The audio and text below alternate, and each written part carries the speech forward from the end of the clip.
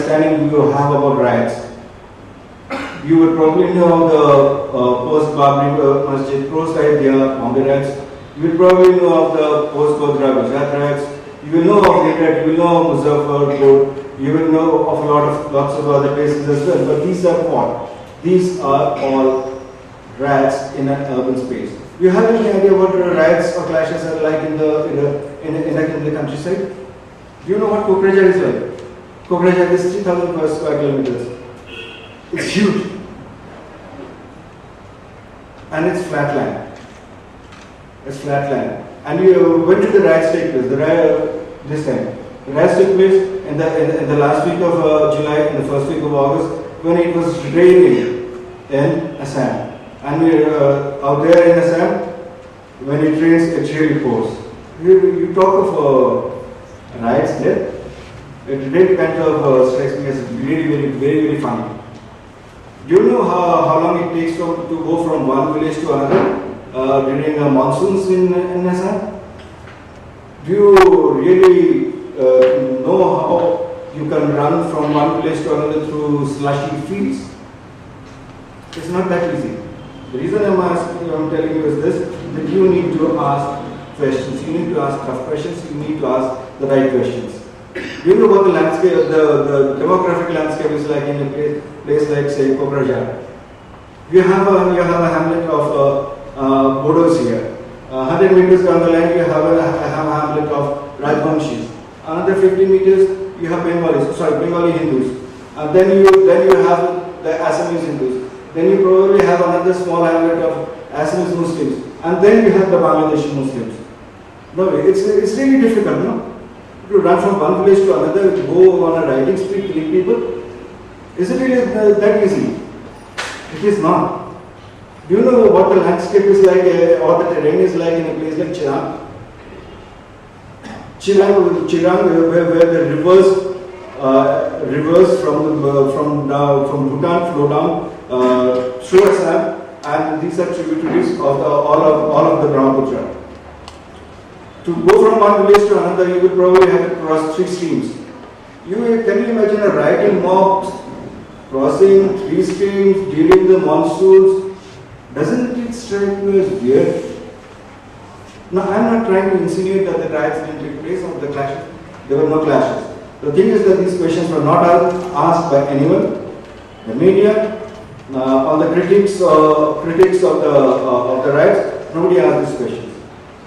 I'll tell you what happened. Most of this was orchestrated violence. There have been lots of pictures in the media about the young Bodo women.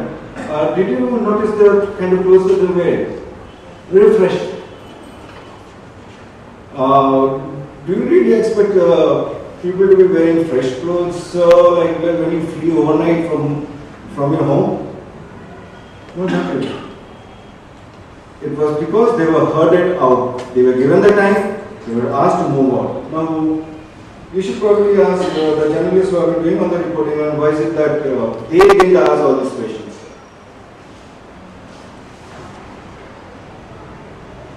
Now, how does the incident develop into a series of clashes? Now, after the clashes, after the riots, the alternative media very faithfully talked about one thing, and which was the trigger factor, the apparent trigger factor, which was the killing of a Bangladeshi by Bodos. That was our plan. Now, how does one incident escalate into a full-fledged riot? You have this trigger factor, then on one side retaliates, then the second side retaliates, and this is how it escalates. The alternative media was very faithful about talking about the first incident, but they didn't talk about the second, which was, in my opinion, actually the trigger factor. Now, after this Bangladeshi was killed, these 3 young Bodo men were picked up by the police. Now, after they were picked up by the police, that means the police did its job. That means the violence could have been nipped in the bud. It wasn't. What happened was these 3 young men were pulled down from the jeep, the police took aside, and they were butchered. Well, how is it that people who actually are not so-called sons of the soil, who don't belong to this country, have the gall to do such a thing? These are questions that you should ask. These are questions that you should ask other people as well. Is it time? 2 minutes. I really need to do a rush job now. I talked about the communalization of the border clashes. Now, nobody has been talking about the Assamese Muslims. Why not? They are indigenous Muslims, they are the sons and daughters of the side. Now you have a riot scam as well. A couple of days back, 40,000, that's it, 40,000 refugees disappeared from 130 relief camps. I shouldn't be telling you who are the people who disappeared, whether the Bodos or whether the Bangladeshis. You probably can hazard a guess.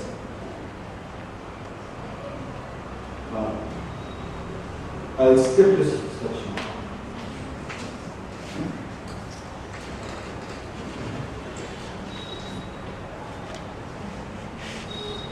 Now, the problem is that the liberals actually lost the plot. Because the communalization of the debate apparently and very unfortunately came across as something that was very communal. And then suddenly you had the exodus here from Bangalore and a couple of other cities. The subtle message that was going out at that point of time was, hey, we Northeasterners, we love you a lot, but we probably love the Bangladeshis a tad more. Then began the damage control exercise, but it was like too late because the protests had already begun in the Northeast. Which brings me to my point, the missing link.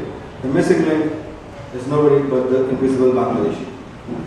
I'll probably get a chance to talk about it during the Q&A session. Okay, I'll do it. Now, what is the, you see, the people here in mainland India, the mainstream media, the alternative media, all are living in denial. We have a problem in the Northeast. Why didn't you accept that? It's not a question of being communal. I'm not a Hindu fanatic at all. My understanding about Hindus and Simian brigade, Saffron brigade is quite well known. Now you have to accept the fact that the Northeast is going to erupt very soon, and it is going to erupt very, very, very, very violently. I'm not making a Cassandra's prophecy here, it's going to be a fact. But it's not that the Bangladeshis don't have a point. First of all, there are lots of problem areas. First of all, you don't have accurate figures about how many Bangladeshis are here in India. The ASU would like us to believe that Assam is flooded. The BJP would like us to believe that they are all here to Islamize us. The Congress and the left who can't see a Bangladeshi anywhere with blind road. There's no willingness to coordination because you look at them as vote banks.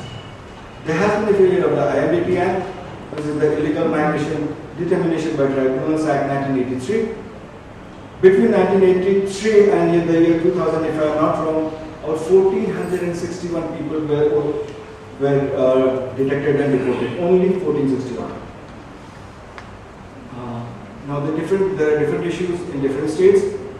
We had one by the Northeast Students Organization a few days back. This is a uniting factor in the Northeast. The Bangladeshi, illegal Bangladeshi migrant. The issues are different in different states, of course. If you look at the issue of migration has history, that's a very complex issue. I wouldn't know how to go into that. The coerced migration in Assam happened not now, but only between 1937 and 1946. That was done by the then Premier of Assam, Muhammad Sadullah. Now you have to understand these Bangladeshis are not here to Islamize us.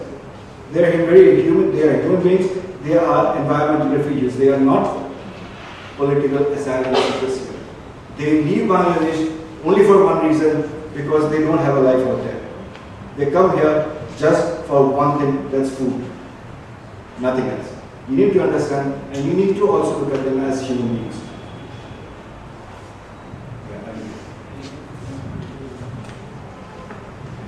Suru wants me to make a concluding remark, I'll do that. Without getting into Benedict Anderson's theory of imagined communities and all that, I can really want to say that in agrarian societies, it is land and language which is primary, which matters the most, and these are swam by outsiders, then the reaction is going to be violent, very, very violent. And that is what we are unfortunately going to see in the Northeast. And it will, be, of course, be directed at the hapless Bangladeshis for whom nobody has any use anymore, including the Congress. And yeah, this was the catchphrase of the Assam agitation of the 1970s and 1980s. It was Ahoya Laya Ke, which means come out of your houses, chase the foreigners away. And I would like to end my talk with this one word that I like to use, which is Kutnalim. As if there is any Naga here, she could tell you, Kutnalim means glory to all and people. Thank you very much.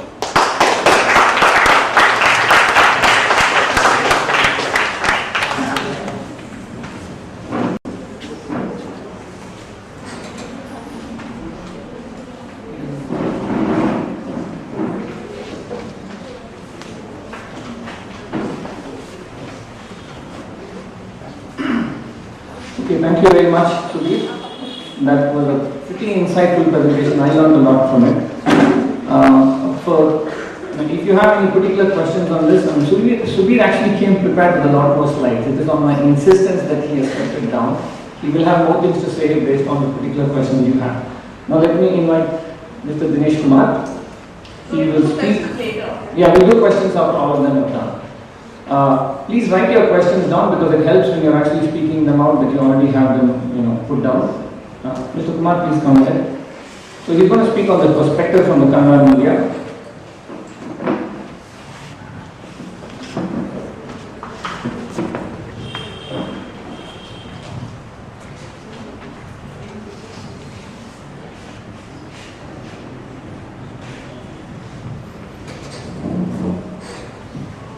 ಈಶಾನ್ಯ ರಾಜ್ಯಗಳಿಗೆ ಸೇರಿದಂಥ 3 ಜನ ವಿದ್ಯಾರ್ಥಿಗಳು ಮಾತನಾಡಿದ್ದನ್ನು ನಾನು ಕೇಳಿದೆ.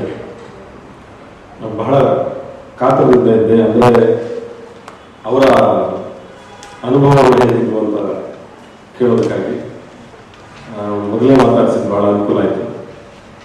ಆದರೆ ವಿಶೇಷ ಅಂತಂದರೆ ಅವರು ಹೇಳಿದ್ದು, ಅವ್ರಿಗೆ ಬಂದ SMS ಬಗ್ಗೆ ಹೇಳಿದ್ರು, ಅವ್ರಿಗೆ ಬಂದ ಅವರಿಗೆ ಆ ಥರದ ಮಾಹಿತಿಗಳು ಹರಡಿದ್ರ ಬಗ್ಗೆ ಮಾತಾಡಿದ್ರು. ಆದರೆ ಅವರ ಮೇಲೆ ದಾಳಿ ನಡೆದಂಥ, ಅವ್ರ ಮೇಲೆ ಹಲ್ಲೆ ಆದಂಥ ಯಾವುದೇ ಪ್ರಕರಣದ ಬಗ್ಗೆ ಅವರು ಯಾರು ಹೇಳಲಿಲ್ಲ. ಆ ಥರದ ಘಟನೆಗಳು ಬೆಂಗಳೂರಿನಲ್ಲಿ ಅಥವಾ ಬೆಂಗಳೂರಿನ ಹೊರತಾದಂಥ ಕರ್ನಾಟಕದ ಯಾವುದೇ ಭಾಗದಲ್ಲಿ ನಡೆದಿದೆ ಅಂತ ನನಗದು ಅನಿಸಿಲ್ಲ. ಅದ್ರ ಬಗ್ಗೆ ನನಗೆ ಮಾಹಿತಿ ಕೂಡ ಇಲ್ಲ.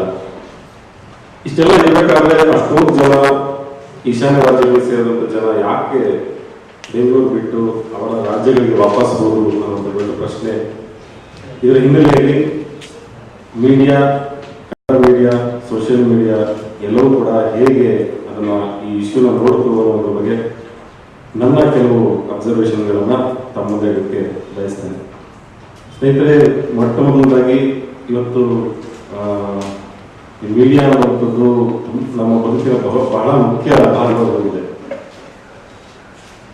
ಎಲ್ಲಿವರೆಗೆ ಅಂತಂದ್ರೆ ಇವತ್ತು ಮೀಡಿಯಾ ನಮ್ಮ ಮನೆಯ ಬೆಡ್ರೂಮ್ ಅಲ್ಲಿ ಕೂಡ ಅದು ಬಂದು ನಿಂತಿದೆ. ಅಂದ್ರೆ ಯಾವುದೇ ಮನೆಯ ಬೆಡ್ರೂಮ್ ಅಲ್ಲೂ ಕೂಡ ಒಂದು ಕ್ಯಾಮ್ರಾ ಹೋಗಿ ಅಂತ ಸ್ಥಿತಿಯನ್ನ ನಾವು ತಲುಪಿದ್ದೇವೆ. ಮೀಡಿಯಾ ಅಷ್ಟು ಪ್ರಭಾವಶಾಲಿ ಬೆಳೆದು ನಿಂತಿದೆ.